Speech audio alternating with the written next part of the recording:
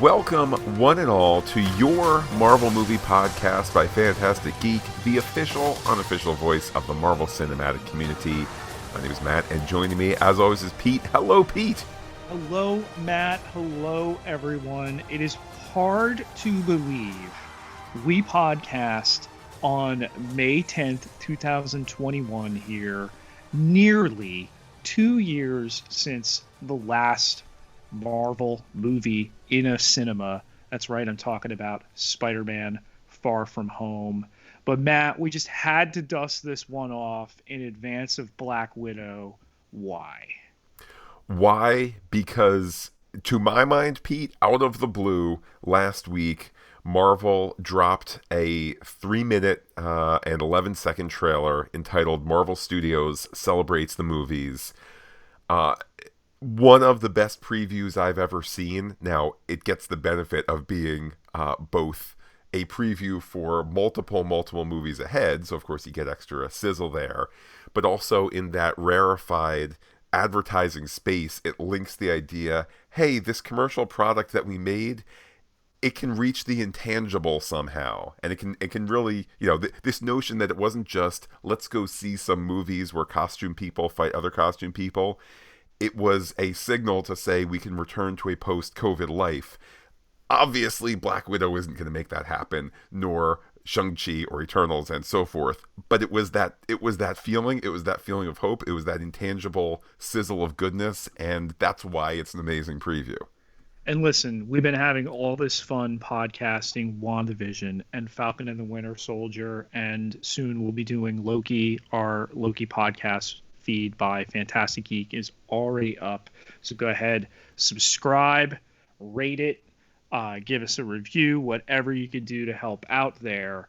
But the idea of the cinema, and it's sold perfectly in that preview by, of course, the late Stan Lee's words about this man being your brother and that lady over there, she's your sister. And there's just a, let's all gather around the fire and do this type of mentality to it. I don't really consider it a trailer, I gotta be honest, only because the way in which they give you the stuff that's come before, and then it's advertising is what it is. They're telling you what's to come. We've had all this great TV, and we have even more great TV coming with Ms. Marvel, and still waiting on where's What If gonna slide in, and Hawkeye by the end of the year. But we're almost there, Matt. And while I'm definitely gonna be watching Black Widow for sure, in a cinema that has affordable refreshments, and I can pause it at any time and go to the restroom or do whatever I need to do. We're almost there, and we're knocking at the door, and it was a well-timed, non-ballyhooed just drop of this announcement here. And we'll certainly dig more into that trailer in a moment. I know that the Marvel Movie Podcast, it's one of our more popular ones. I will grant you, Pete, as you said at the top, haven't talked about as many Marvel movies in the last couple of years for obvious reasons. But if you're a newer listener, certainly welcome. If you listen to us mostly for the Marvel movie stuff, glad to have you along as well. Pete, in the recent weeks over on our Pop Culture Podcast feed, we've been having Buffet May. We've been talking about Star Wars, The Bad Batch. Next week, or I guess at the end of this week, Pete, time is a fluid construct, okay? We'll be talking about the early episodes of Superman and Lois over there on HBO Max and the CW app. So keeping that geeky goodness in as many universes as possible, even though I think the MCU is our foundation and our roof and our walls. Pete, all geek universes are welcome. And speaking of Marvel, we'll be back with that, albeit on the kind of relegated over here Marvel TV side. We're going to be looking at the MODOK premiere on Hulu Friday, May 21st. We'll also be digging into Army of the Dead on Netflix that weekend before finishing out our May buffet with a heaping helping of some Star Trek. Still kind of working around what exactly will be in those dishes, but I got the sterno ready, Matt. In the meantime, is there anywhere where listeners can find more Fantastic Geek?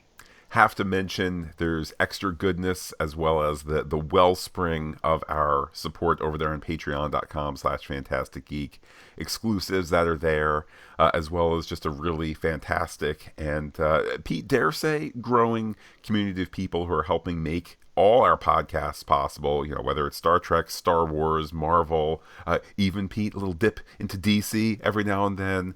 Really, really is made possible by those who go to patreon.com/fantasticgeek. Everybody who contributes gets access to exclusive podcast content. Could come in the way of early listens or things you're only going to find there.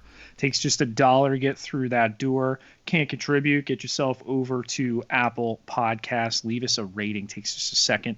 Leave us a review. Takes a little bit longer. And you help us find other people and them find us. But let's dig into this trailer.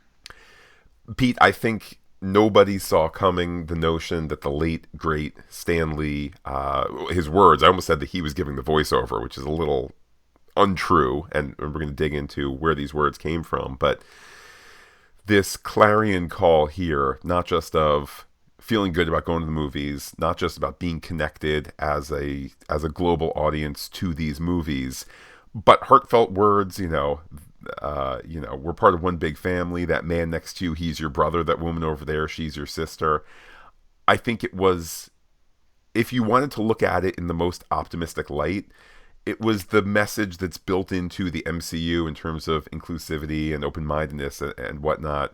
I did notice in the last week, there was an article on Inverse.com that was pessimistic about it, essentially saying, what is the source of these words? Stan Lee had done a social media post in October 2017. Particularly, there was a rise on hate speech, hate actions, the attack in Charlottesville, Virginia, and so forth. And that's where those words came from. Was in this social media post, a video post. So again, the most pessimistic take is they took Stan Lee's heartfelt words and recut them to say, hey, here's an advertisement, go to movies. Pete, I look at the schedule of these movies that are coming out. I don't know that I've ever seen, for example, Pete, the next 3 Marvel movies are directed by people who are traditionally underrepresented in Hollywood. The female Caucasian Kate Shortland, destined Daniel Cretton, who has an Asian background, Hawaiian, I believe, and then Chloe Zhao, herself a Chinese woman. The diversity is there in the director's chair. The diversity is there in the screenwriters' scripts. The diversity is there with the leads. I don't know that this trailer and Stan Lee's words are a co-opting of his message. If Stan Lee believed that we are part of a family, and okay, it's a Marvel family, but it's also the human family. If Stan Lee believed that, as he posted in his waning years, as he has said for decades and decades, and that is hammered home to global audiences, that, Black Widow and Shang-Chi and the directors of Eternals and Black Panther 2 and the Marvels, that they are all welcome as well. We're seeing representation in a popular way, the likes of which is, I don't want to say has never been seen before, but certainly is rare. And that's all in line with Stan Lee's words from 2017. I find it very hard to not think he is smiling down. He is super proud of what's going on with the brand that he was instrumental with. I think that the amount that are packed together here, this is going to be a 1, 2, 3, 4 punch here to end the year, the second half of this year. Oh, and we're going to sprinkle in 4 TV shows, one of which is animated, and I'm not denigrating that. We just did 2 episodes of the Star Wars Bad Batch, but it's on a lower level. But even then, what is that boast in What If? The final performance ever of Chadwick Boseman, again speaking to this idea of diversity and representation. And we've done the Captain Marvel thing. So we've had our, first female helmed MCU movie. Uh, Having Black Widow here, a lot of people thought she'd be first, just the way that it shakes out. So overdue as it is, both in general and with COVID, to get this. I think it will truly mark. I mean, you've been talking for a while, Matt, that Marvel would put together some idea of, let's thank the first responders and go back to the movies. This was effectively it. I don't think they're gonna pile on top of that. I think it's best understated, and the idea that whether you'll go to a theater and see it, okay, whether you'll do it through Disney Premier Access at home remains to be seen. Whether Shang-Chi and any of those others later in the year will offer that, but given that like Paramount has gone to a 45 day window before things hit Paramount Plus, okay, and what HBO Max has done, I don't know that you necessarily put the genie back in the bottle. That being said, film going is a communal experience and will always exist in some way, shape, or form. I think you're going to increasingly have the dual option. And add to it, I don't want to say that there's a genius to this schedule, because the schedule having been upended so many times and clearly not designed to be a post-COVID a post-COVID release at all, just until circumstances dictated as such. But the notion that Marvel movies get to come back with the very familiar Black Widow as a character, as a property, it's a little bit of a flashback movie. It's taking place shortly after Civil War. So like we know she's not going to die at the end of it. We know that there's not going to be some sort of reveal at the end, at least in terms of the body of it. Maybe there's some 8 years later kind of thing, but we know that in terms of the body of the movie, it's not like they're going to necessarily be advancing the overall MCU storyline much. Then we get to go to new character, new territory with Shang-Chi, similarly with Eternals. So if there was a little, kind of go out on the ice and the MCU really wants to grow in different directions, whether it's in terms of the Asian representation for Shang-Chi or kind of more of the celestial stuff with the Eternals, so be it. And here's the fact, the reality today. Both of those movies get to go out on the ice a little bit, and if they underperform a little bit, it's not going to be, oh, look, this is a bad idea. It's going to be, look, Shang-Chi and Eternals are still coming out of the COVID scenario. So by the time you hit the most familiar character, the most beloved character in Spider-Man, I would assume movies are back at 100% come December 17th of this year. And you kind of get to have these four movies existing in their most successful environment, if you will.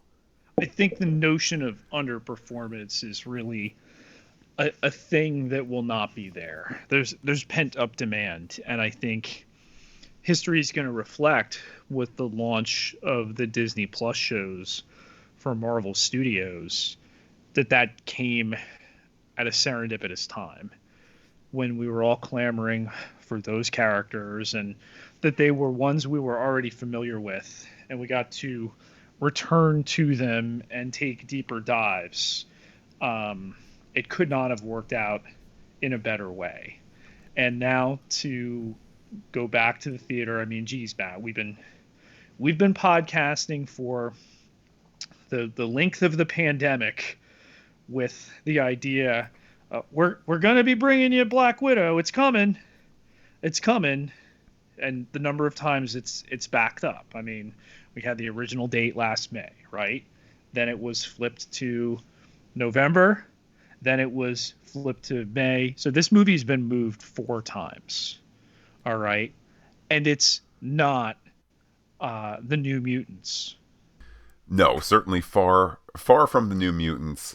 And again, just this insane scenario that I think was hammered home by the Marvel Studios Celebrates the Movies trailer, essentially saying, if there was any, let me put it this way, if there was any sort of sense of, well, maybe I won't go see Black Widow because I'm concerned about COVID and safety and whatnot, which of course should be the paramount concern.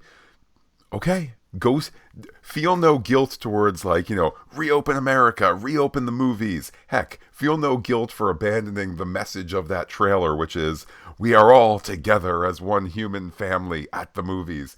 Feel free to go watch it on Disney Plus, man. You have a couple other months until you can say, do I feel comfortable going to see Shang-Chi the holiday weekend, that first weekend in September? If not, then there's Eternals and Spider-Man and so forth. And then to get the mention there, Doctor Strange. And it was at that point, I think, well, let's see, because we saw Black Widow, we saw Shang-Chi, which was more footage than we had seen before. Then it was the first footage of Eternals. This off of Chloe Zhao's Oscar win. And then kind of the preview takes this turn where the music starts to pile on.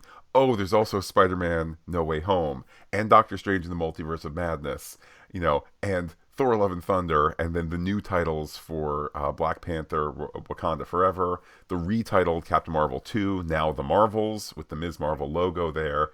Yeah. Ant-Man and the Wasp gets a date. Ant-Man and the Wasp Quantumania gets a date. Guardians of the Galaxy Volume 3 gets a date. And then, Pete, the last thing, which we will save for last, but just... if you were a theater owner, you must have been watching that with tears in your eyes saying, yes, we're back. And if you are reluctant to go to the theaters this summer or this fall, you could still have tears in your eyes to imagine the time when you're going to feel okay to go back, even if it is, March, the end of winter, May of next year, spring, and so forth.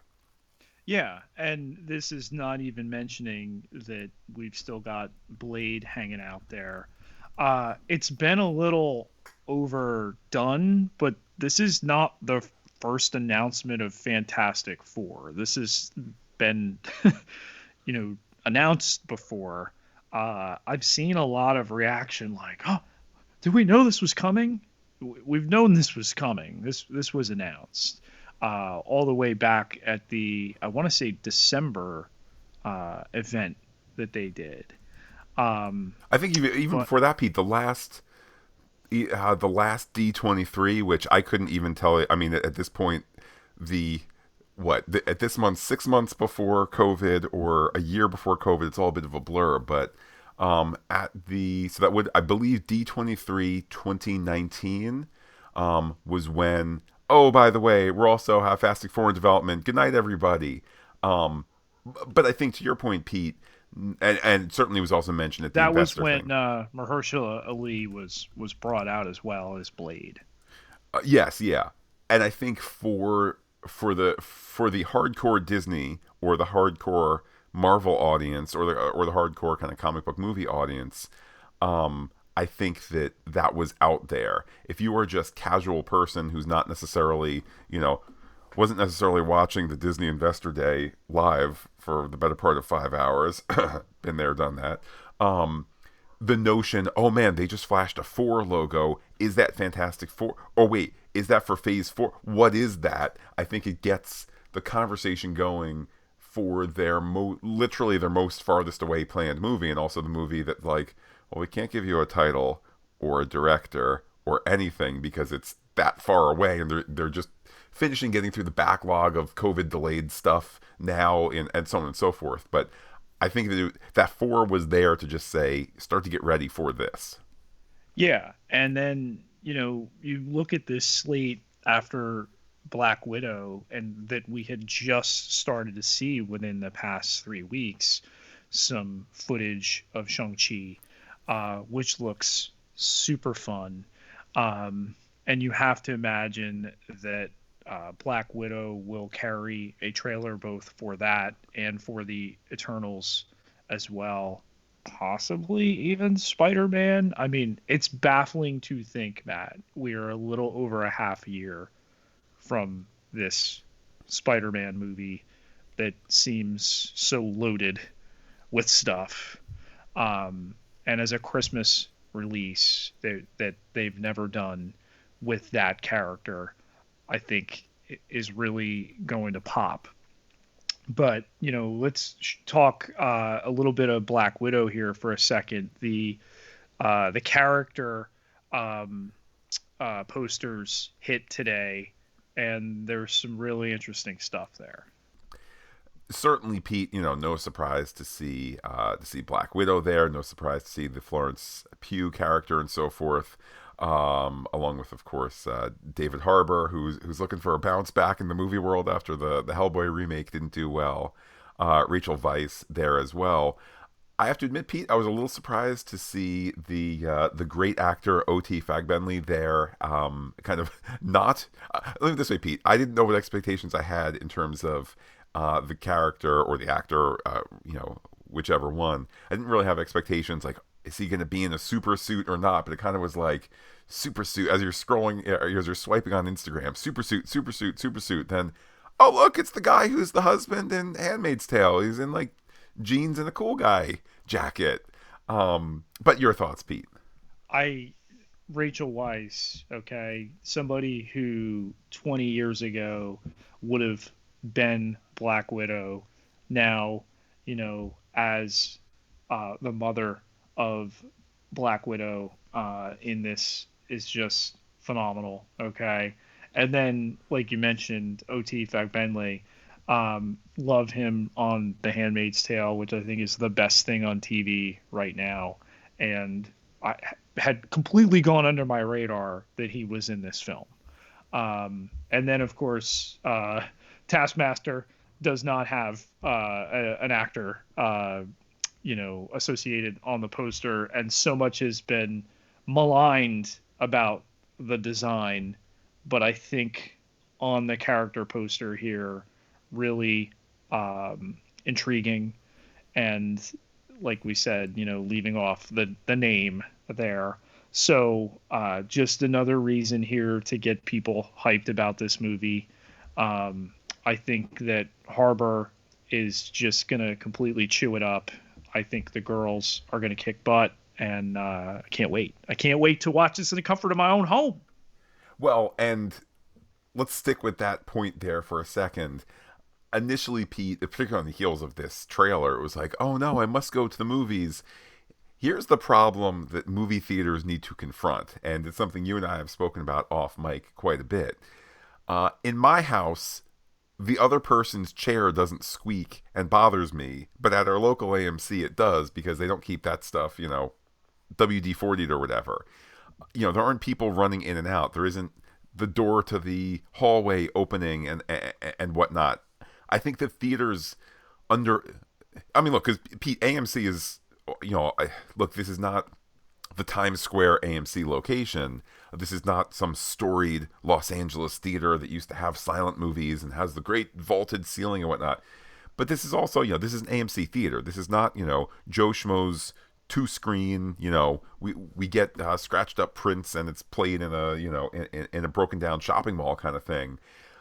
Major theater chains need to square with the fact that the theater experience, when you take away the great speakers and the 40-foot by 20-foot screen, the theater experience has a problem, which is the people in there. And I don't know how you square that, but I know how I square it for Black Widow. I spend my $30 at home. Yeah, is what it boils down to. It's a comfort issue. It's a cleanliness issue. It was a cleanliness issue prior to COVID. Someone repainted the restroom at our local AMC with vomit. I got the story from a reliable secondhand source, and I took Matt and I out of that AMC for months because no. And that you're talking about a theater chain that is nigh unresponsive to criticism. So adapt or die. And I don't mean to come off as callous there, but there's been enough closures of businesses as a result of COVID. But at the same time, you've seen others figure it out and find a way to thrive. And if they want to survive, they're going to figure it out. Or these movies will wind up playing someplace else. They will wind up playing someplace. Again, that this Disney Plus model has now turned into an outlet for first run tentpole pictures with Mulan. And then you did it with Raya and the Last Dragon, and you've got Cruella this month. So by the time you now get to Black Widow, I had to disagree with them when they backed it up. I think I would have gone. God knows the world could have used it last spring, Matt, but it's their decision, and certainly the demand's been pent up. You can't argue with it. And this Black Widow film, one that Pete in 2016, the director of Avengers and Avengers: Age of Ultron had expressed interest in directing it. I think we all are winners. That instead the director is Kate Shortland. This a movie that has had some different story iterations. Initially, the script by Jack Schaefer, who we saw go on to be head writer in WandaVision. Ned Benson got some input there. Then a lot of that apparently rejected in favor of the ultimate screenplay by Eric Pearson.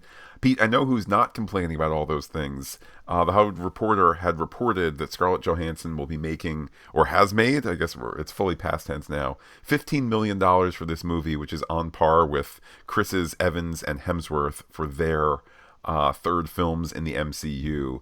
So, this a movie, again, a very familiar property, but one that is still breaking into some new territory. Yeah, we're not quite there yet, but it's progress. And again, the word that comes to mind is overdue, particularly with Scarlett Johansson. I mean, there's a lot of guff that she's played characters of Asian descent and the whole thing there. But then what do? You bookend this with a Asian led cast with Shang-Chi and the Legend of Ten Rings. If I was in charge of this Marvel Studios Celebrates the Movie trailer, I wouldn't necessarily have ended on Shang-Chi. I maybe would have reprised, images or footage, whether it's of the new movies, but I would have gone, Black Widow, Shang-Chi, Eternals, da da da da da. But I understand the method to their madness, which is, in a certain sense, Black Widow sells itself as a movie because we're familiar with it, and we've been sold this movie for like a year and a half as the dates have been pushed back and so forth. Shang-Chi as the brand new property here, to end that with it's almost Disney saying, we kind of know a lot of you aren't going to Black Widow in the theater, and hopefully we're going to capture all of that on Disney Plus. But there are different ways to slice the math. I still contend, Pete, how about maybe it's not the best way anymore, but the easiest way to make $1 billion or $1.5 billion out of a movie property is to release it on screens. To release it on movie screens, release it, in film theaters. So I think there's the desire there for Shang-Chi, which I don't want to say despite the uniqueness of the Asian audience, because I don't want to, or the Asian cast. I certainly don't want to downplay that to any degree. But what did its footage in this trailer and then in its own trailer, what did that hammer home? Get ready to have fun. Period. It seems to be, at least the way it's being sold, it's a little bit divorced from, let's say, the heavy social weight that Black Panther had. And again, that's not to take away the importance of all that represents, kind of outside the confines of it being, 2 hours of people, attacking each other. But the message is, go have fun while you watch this movie. Pete, spoiler alert, I think Shang-Chi wins at the end, and so forth. Like, it's going to be that kind of feel-good, razzle-dazzle notion at the movies.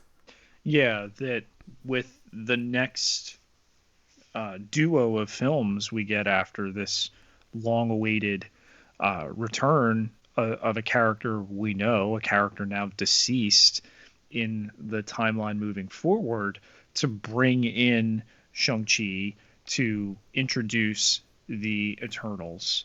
And you mentioned the energy and the fun.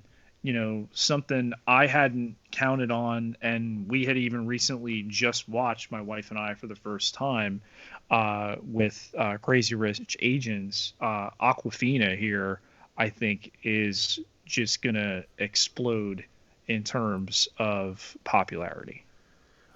And Pete, I think at least the way the movie is being marketed, um, they got her face in there as much of, and her character's face in there as much as that of Simu Liu playing Shang-Chi. It's because she was in Ocean's 8. She's been in Crazy Rich Asians, as you say. She had a comedy career before that. She kind of was well known. So she's just super likable. So it makes sense to kind of, again, I have no idea where the story is going to go, but in terms of the marketing, it makes sense to kind of give her equal, again, not billing on the poster, but equal kind of screen time in terms of how they sell the movie. And the idea beneath the surface, the 10 rings that they're going to return after all this time to the Mandarin. And then you throw in the luminous Michelle Yeoh, who is playing a second character in the MCU after appearing in the one credit scene for Guardians of the Galaxy Volume 2. So I think just perfectly placed. September is traditionally a weak placement. It won't be because of this, and obviously they will dominate the discussion. Like I said, for selfish reasons, I'm really kind of hoping for the continuation of the option to watch this at home.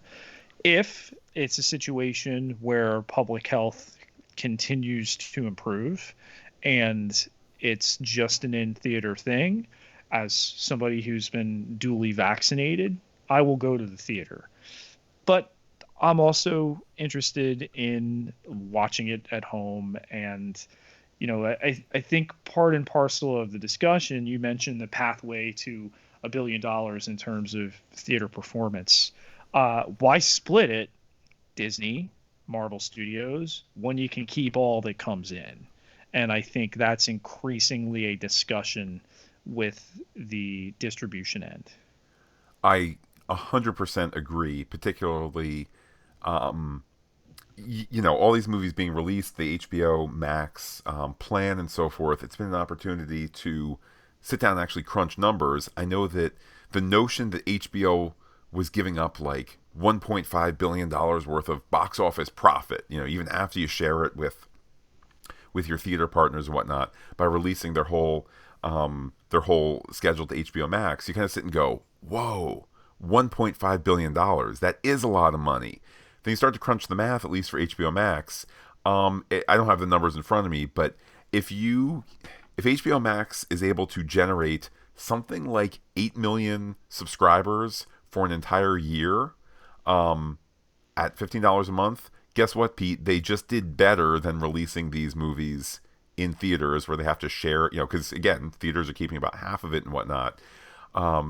Interestingly, too, if we're going to talk kind of inside baseball here, the international box office, of course, always remains huge, and I think there's a little bit of a question mark. How will any of these movies do? What will individual countries be in terms of their openness? But worst comes to worst, if pick a country. If Bulgaria is not able to do Black Widow on July 9th, Black Widow will open in Bulgaria at some point. Mm-hmm. Shang-Chi, with its Asian representation, particularly Chinese representation at the top there, that is a movie that has a date in China. Eternals, which I guess we'll turn to now, Chloe Zhao being on the record with negative commentary about the Chinese government and so forth. Chloe Zhao movies thus far have not been released in China, and I think it is worth mentioning again. There's this inverse article saying you took Stan Lee's words and you co-opted them. Okay, fine. Yes, Marvel makes commercial stuff to make money and whatnot. They chose in Chloe Zhao, a director for Eternals, who, by her very, not literally her name, but because she's Chloe Zhao, who lived in China, left, has been critical of the Chinese government. Eternals, Marvel, Disney might not get an Eternals release in China, period. Pete, I don't think the world necessarily changes because of movies and sports and all of that, but I know from Forrest Gump, the fiction aside, it meant something when that ping pong team went to China to play. It means something. I don't know how greatly it means a thing, but it means something that, to me anyway, means something that Disney and Marvel have said to the Chinese government. We have an MCU movie that people will enjoy. It's called Eternals. It has an international cast. You want to not play it because this one woman has said things about your country? Okay. Now Pete, on the profit margin end, okay, well, they got Shang-Chi and they got some profit sharing for Spider-Man and they got Doctor Strange, all of which I'm sure will get to China just fine. But, is it impossible to think that there's a little bit of unintentional Marvel movie diplomacy going on here? Not directed by, this government or that government or whatever, but, it's all swimming in the right direction in terms of, no, we're going to get this woman to direct the movie. And if that means no China release, no China release. I think they're going to be all right. I think they'll make do. And, Chloe Zhao coming off Best Director, the first Best Director to direct an MCU film here. So, so much to the point that Kevin Feige's on record recently, oh, we saw footage of a sunset and he's explaining this is in camera. This is not against a green screen or whatnot. Like you can do this. So between the storytelling effects and the storytelling itself, and Zhao, a voice of dissent for the Chinese government. Okay, you can keep your audience. Marvel will take their ball to all the other countries in the world, and I think they're going to be just fine. And I'm sure the people of China who want to check out the film will find some way to do it. Then moving on to a movie, Pete, that Disney will not be releasing directly on Disney Plus because they don't own those rights in terms of Spider-Man No Way Home.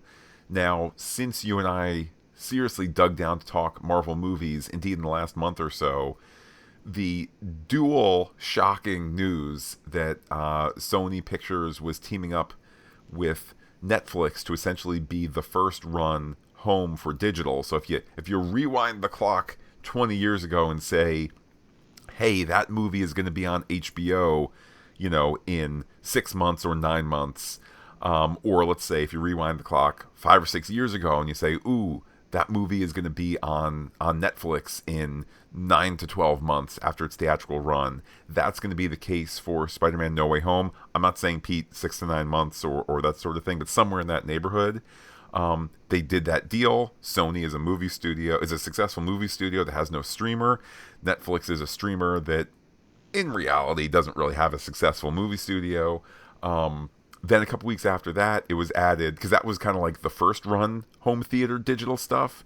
Sony then signed another deal with Disney Plus to say, when those movies are done on Netflix, they will go on Disney Plus or Hulu. So, Pete, at some point, maybe closer to 2024, but at some point, Spider-Man No Way Home will be able to be viewed on Disney Plus.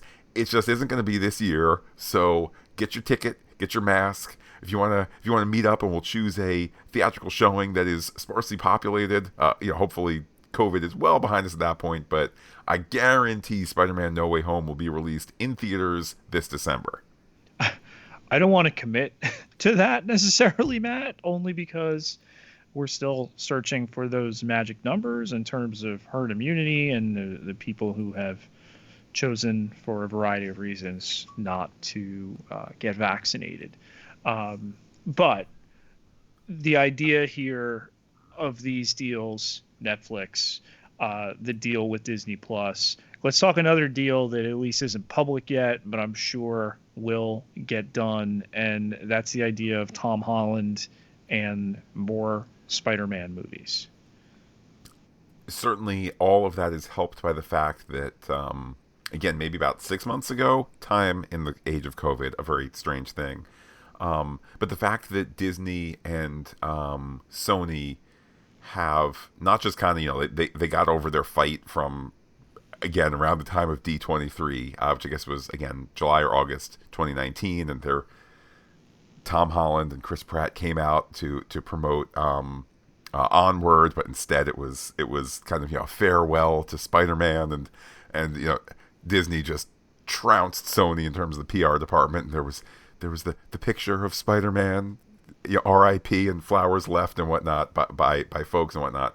But anyhow, the fact that Disney and Sony have strengthened that deal and strengthened the the presence of Spider-Man and the ability to kind of have these properties and streaming and Disney Plus and all this stuff, it's got to point towards Tom Holland playing more Spider-Man.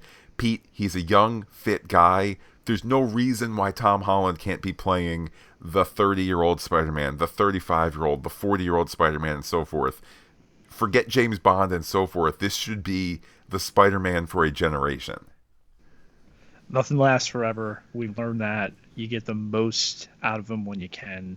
To think that it would be the 3 solo pictures and the couple of appearances. I mean, what? Civil War and then 2 Avengers and then done, would be silly. There'll be more. It'll happen. They've got a far greater relationship. And I think these deals have come largely about because of the environment. And sometimes you need that. Any observer, casual or otherwise, knew the film industry was teetering prior to COVID. Okay. That, you'd have a lousy experience at the theater like we did, and that I'd wind up speaking to somebody at AMC and just completely nonchalant and really not interested, at least it seemed, in the business, all the while boasting a standee in their lobby for a Netflix exclusive film, not understanding how that undermines and represented both the present and the future of their industry. But hey, that's fine. Live in a world of denial, where, these streamers reaching directly into homes, just constantly hankering for content. And Matt, I think of the number of HBO Max releases that I have watched that I would not have seen in a movie theater, that I would have had no interest in seeing, okay, that we have watched. Now, not all of them have been great. I wouldn't call all of them truly theatrical experiences.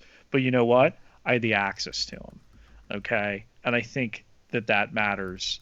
And, whether it's a safety issue or whether it's just the comfort of your own home and your own couch and your own refreshments and being able to do it on your terms as opposed to the back door of the theater pouring light onto the screen, or idiots running up and down the aisles or the hallways, or, cinemuck on the floor, what have you.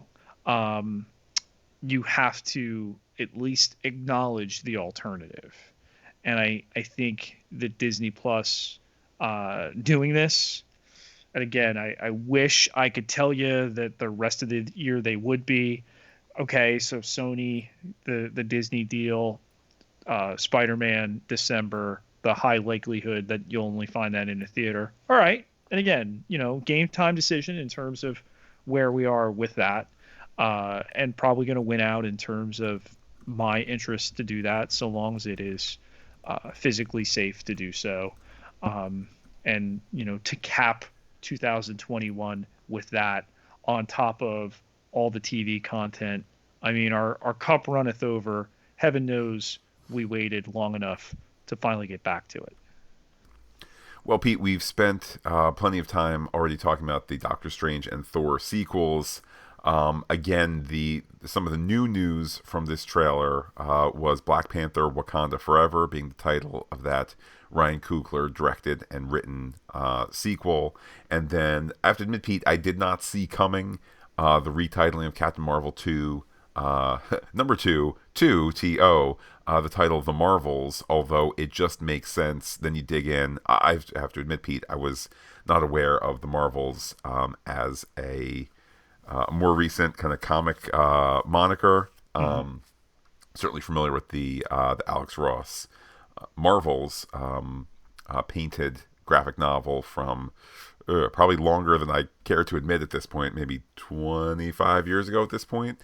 But that was a surprise as well, and I think that that logo is pitch perfect because it's the Captain Marvel font, it's the Captain Marvel kind of fighter pilot insignia or whatever in the A, Yep. and then the S from Ms. Marvel, and it tells you everything you need to know, even if you don't know it yet.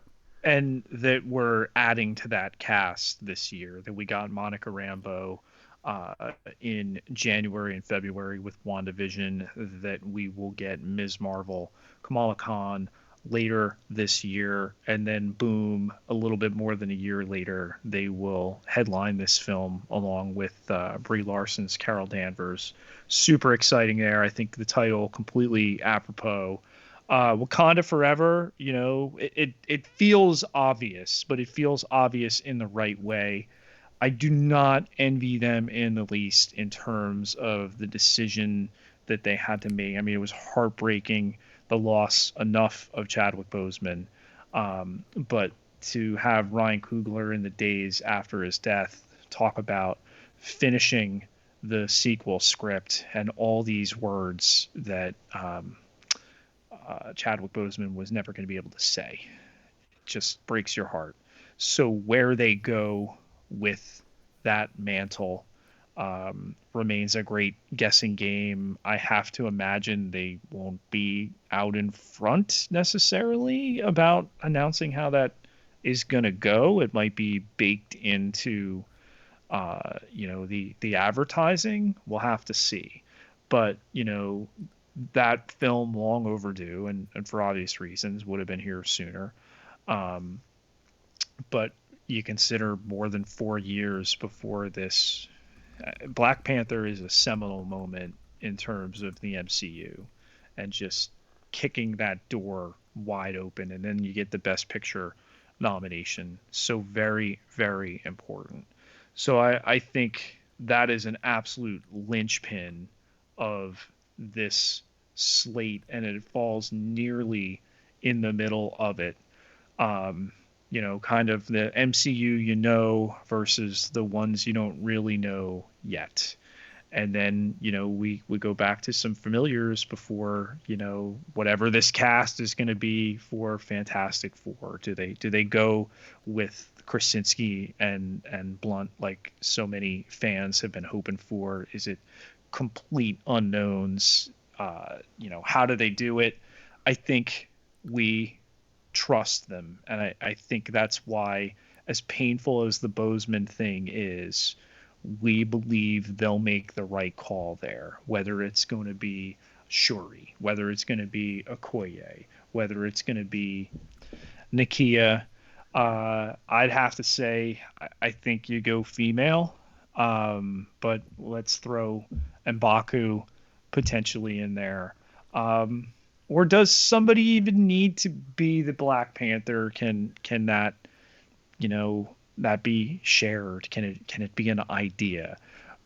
I trust this collection of storytellers because time after time they answer the bell. It's been a long time between periods, and I'm definitely ready for them to be doing that. But the TV stuff has, more than kept us busy and interested, and that discussion going, Matt, which is so much a part of the fun of this entertainment.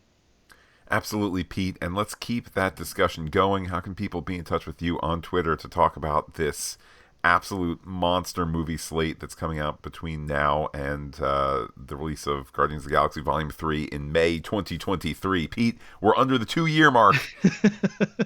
You can find me on Twitter at Peter, Pieterj Ketelaar, Ketelaar, 11,955 followers. Can't be wrong. And while I'm personally on Twitter as Looking Back Lost, do be in touch with the podcast. Comment on FantasticGeek.com. Check us out on Twitter, Instagram, Gmail, where we are Fantastic Geek as well. But wait, Pete, there's more. Facebook.com/Fantastic Geek with a PH, all one word, like it today. For those listening on the Marvel Movie Podcast Feed, I am sure that we will give a little extra MCU sizzle ahead of the release of Black Widow, but certainly back for that in the summer, and Shang-Chi in the fall, and so forth. For those listening on the Pop Culture Podcast feed, all this MCU talk, again, Superman and Lois upcoming this weekend, then MODOK and Army of the Dead. Pete, they're calling it Zack Snyder's best movie this year, and so forth before we head to Loki as the summer starts. So the adventure certainly continuing. With that, I will say adios to all our listeners and give you, Pete, the final word. Excelsior.